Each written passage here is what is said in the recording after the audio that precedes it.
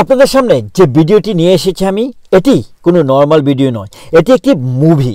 এই ভিডিওটি দেখার পরে, আমার এই এপিসোডটি দেখার পরে আপনারা বুঝতে পারবেন একটি উন্নত বিশ্ব বা উন্নত রাষ্ট্র যেমন আমেরিকা একটা ছোট দেশকে বা একটি ডেভেলপিং কান্ট্রিকে কিভাবে আকাশ থেকে একদম মাটিতে ফেলে দিতে পারে, চূর্ণ বিচ্ছিন্ন করে দিতে পারে, একটা সরকার পতন ঘটাতে পারে, এবং বাংলাদেশে বর্তমানে যেভাবে জঙ্গি অথবা শীর্ষ সন্ত্রাসীদেরকে বা যারা কিনা খুনিদেরকে কিভাবে ইন্টারপোল আসামিদেরকে জেল থেকে বের করে দিয়ে স্বাধীনভাবে ঘোরাঘুরি করার যে রাস্তাটা গড়ে দিচ্ছে, কেন করে দিচ্ছে ডক্টর মোহাম্মদ ইউনূস, সে বিষয়টি আপনাদের সামনে তুলে ধরবো। সো স্টে উইথ মি এবং মুভিটি এনজয় করুন।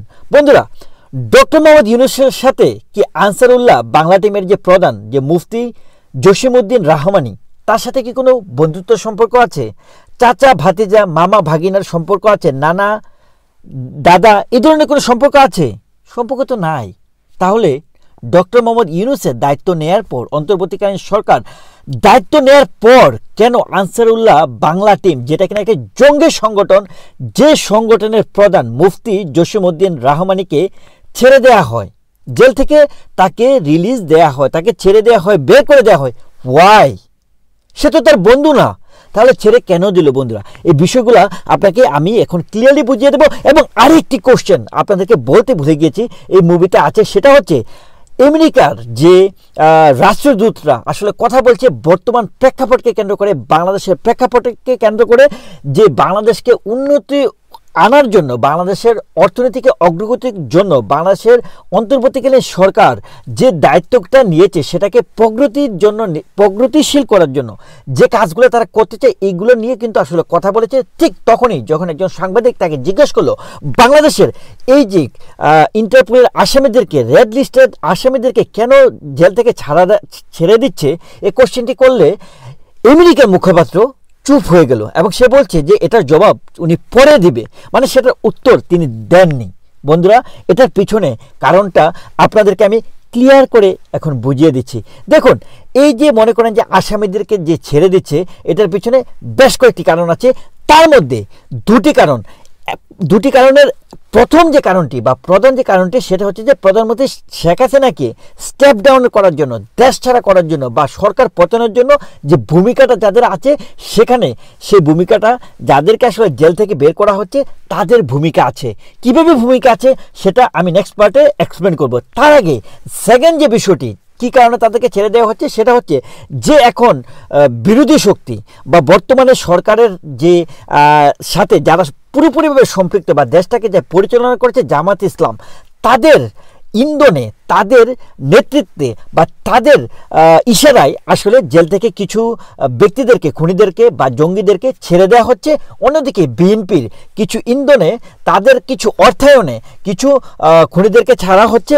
অন্যদিকে যে পয়েন্টটা, প্রথম যে পয়েন্টটা বললাম যে শেখ হাসিনাকে স্টেপ ডাউন করার জন্য যে ভূমিকাটা রেখেছে তারা, এই বিষয়টা নিয়ে যদি এখন আপনাদেরকে এক্সপ্লেন করি, তাহলে আমি বলবো যে আনসারুল্লাহ বাংলা টিমের যে প্রধান মুফতি জসিমউদ্দিন, তাদের আসলে কিছু ভূমিকা আছে, কিছু না বেশ ভূমিকা আছে।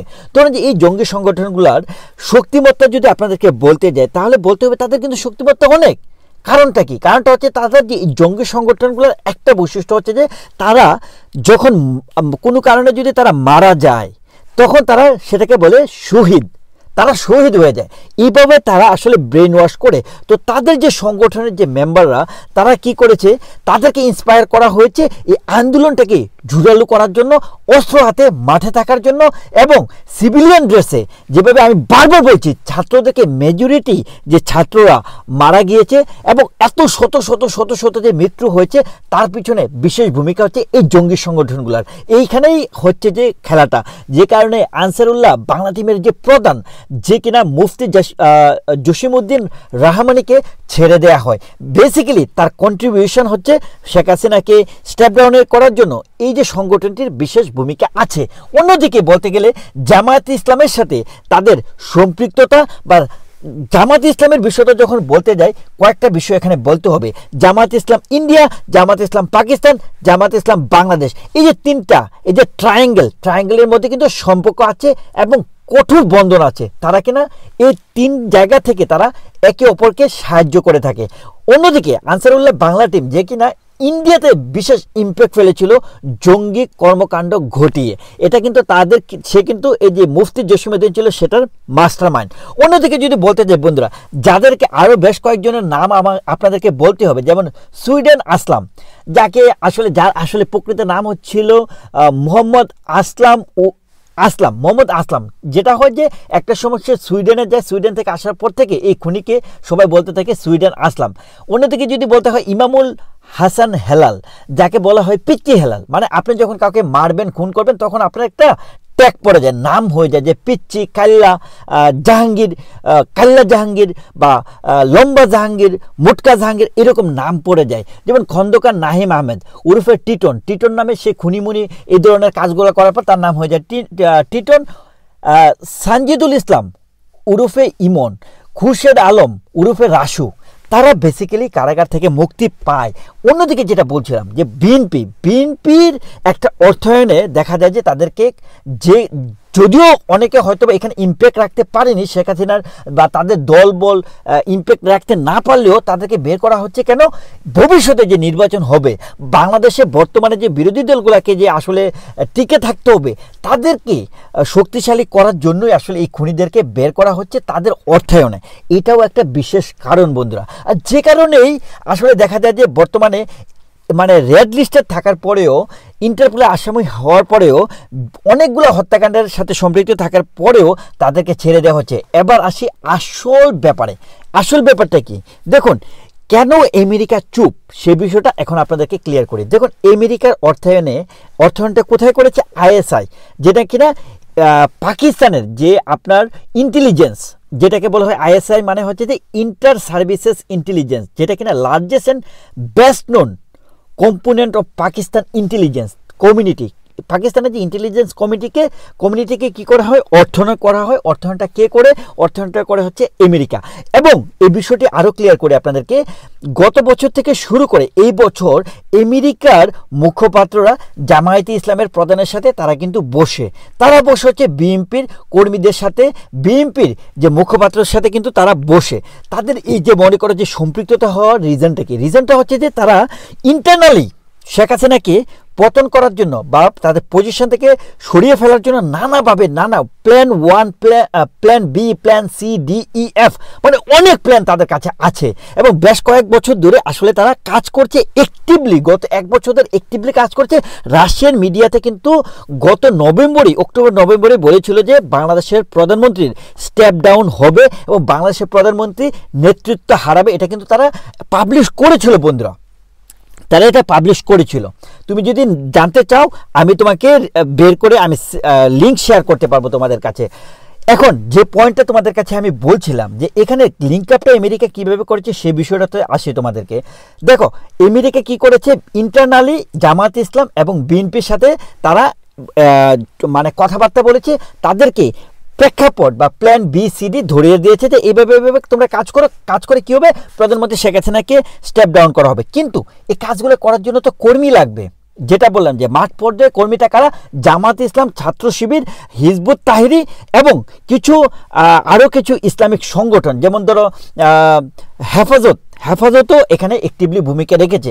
অন্যদিকে যদি বলতে যাই, এই যে বললাম যে সংগঠনটার কথা আমি বারবার বলছি যে আনসারুল্লাহ বাংলা টিমের যে প্রধান, তাদের ইন্টারনালি বাংলাদেশের যে সরকার প্রধানের ক্ষেত্রে তার কর্মীদেরকে দেখা গেছে যে এখানে লাগিয়ে দেয়া হয়েছে। তো যে কারণে যখনই আমেরিকাকে এই কোশ্চেনটা করা হলো তাদেরকে কেন ছেড়ে দিচ্ছে, সে চুপ হয়ে গেল। কারণ আমেরিকা অর্থায়নে বাংলাদেশের ভিতরে এই যে মনে করো যে বিভিন্ন প্ল্যান বি, সি, ডি এরকম করে বর্তমানে যে পয়েন্টটা সবথেকে ইম্পর্টেন্ট পয়েন্ট হয়ে গেল প্রধানমন্ত্রী শেখ হাসিনাকে পতন করার জন্য, সেটা হচ্ছে যে ছাত্র আন্দোলন, কোটা আন্দোলন। এই কোটা আন্দোলনটি বেসিক্যালি তুমি যদি মনে করো যে সরকার পতনের যদি কোনো উদ্দেশ্য না থাকতো আমেরিকার, সেক্ষেত্রে হয়তোবা সর্বোচ্চ কোটা আন্দোলন করে কোটার যে একটি 93% যেটা বিল্ড আপ করা হলো, সরকার থেকে পাশ করা হলো, 1, 2 জন 4 জন মারা গেল, এর মধ্যে সীমাবদ্ধ থাকতে তার থেকে কখনো এটা ফার্দার যেত না। এটা ফার্দার গিয়েছে এই জন্য যে সমন্বয়কারীরা বেসিক্যালি সকল জায়গা থেকে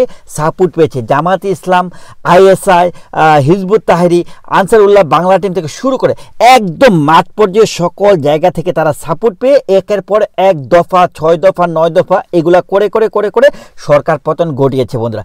দ্যাটস দ্য হোল সিনারিও, যে সরকার পতনের যে হোল সিনারিওটা এক্স্যাক্টলি এটা, এর বাইরে আসলে কোনো কিছুই নয়।